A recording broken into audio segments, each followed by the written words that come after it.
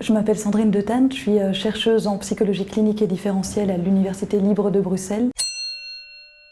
Pour moi, c'est une nécessité. J'ai démarré ma thèse pour ça d'ailleurs au départ. C'était dans l'objectif de pouvoir aller au plus loin d'un domaine et d'ensuite pouvoir le transmettre, que ce soit par l'enseignement ou par un autre biais. Je pense que c'est le cas dans tous les secteurs, mais dans le mien qui est la psychologie, c'est encore plus nécessaire de ne pas rester cantonné à sa recherche et c'est, je pense, même dangereux de le faire par rapport à ce qu'on transmet ensuite à la société comme info. Sommes-nous donc tous addicts ? Addicts à l'autre, première dépendance fondamentale. Addicts aux jeux, tels que Candy Crush quand on s'ennuie. Addicts au travail, de temps à autre, ça peut aider. Addicts à toutes les substances licites et illicites que je ne vais pas citer ici. C'est de ce point de départ que j'entame ma thèse, à savoir de m'interroger sur ce qui mobilise l'humain de façon générale, et plus spécifiquement ce qui nous conduit à maintenir des comportements dont on ne tire plus aucun bénéfice, conscient du moins. Vous connaissez sans doute quelqu'un qui a continué à boire malgré le fait qu'il était sur le point de perdre son travail ou son partenaire. Ou quelqu'un qui continue à fumer malgré le fait qu'il a de graves soucis de santé. Qu'est-ce qui nous maintient donc dans ces comportements paradoxaux que nous ne trouvons ni désirables, ni raisonnables, ni même plaisants ? De nombreux modèles théoriques proposent d'expliquer ça. On passe alors d'une logique biologisante qui réduit le symptôme à des dysfonctionnements neuronaux, c'est votre cerveau, monsieur, qui est déficitaire, ou à une autre extrême, on se cantonne à des logiques de type c'est la société ultra-consumériste qui nous rend addicts, c'est pour ça. Ma compréhension du phénomène trouve sa meilleure grille de lecture avec la psychanalyse, qui propose de nommer cette tendance de l'humain à ne pas forcément chercher son bonheur et à se saboter d'une certaine façon, la jouissance, et qui tente de repérer pour chacun d'entre nous à quoi sert le symptôme qu'il porte, voire supporte.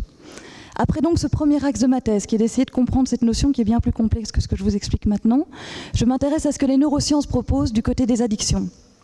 En effet, il me semble essentiel que ces deux champs de référence continuent à dialoguer ou commencent à dialoguer pour le secteur de la santé mentale. Du côté des addictions donc, revenons-en à ça. Deux circuits cérébraux ont été mis en évidence, le liking et le wanting. Mettez-vous dans une situation très simple, vous êtes en train de présenter votre thèse en 180 secondes, il vous en reste 73, c'est une catastrophe. Vous êtes donc éminemment stressé.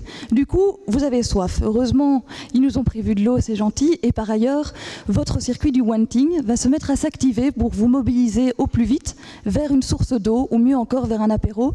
Et je vous remercie pour l'apéro anticipatif.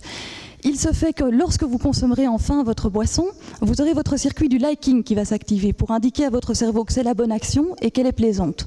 La nature est donc bien faite, mais dans le cadre des addictions, ces deux circuits peuvent fonctionner de façon totalement indépendante, ce qui fait qu'on peut donc continuer à vouloir quelque chose, une substance par exemple, sans pour autant l'aimer.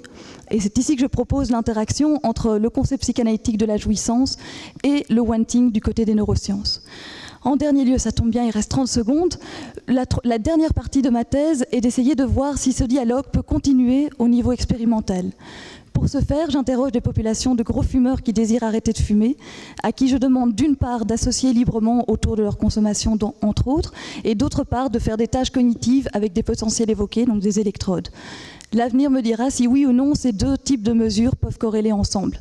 Merci à tous. J'étais contente d'avoir fait une prestation, entre guillemets, qui répondait à ce que j'avais envie de transmettre et donc l'objectif était atteint. Il y avait aussi le fait que j'ai voulu interagir et donc à un certain moment j'ai utilisé une blague que j'ai faite 3 fois sur 180 secondes, c'est court.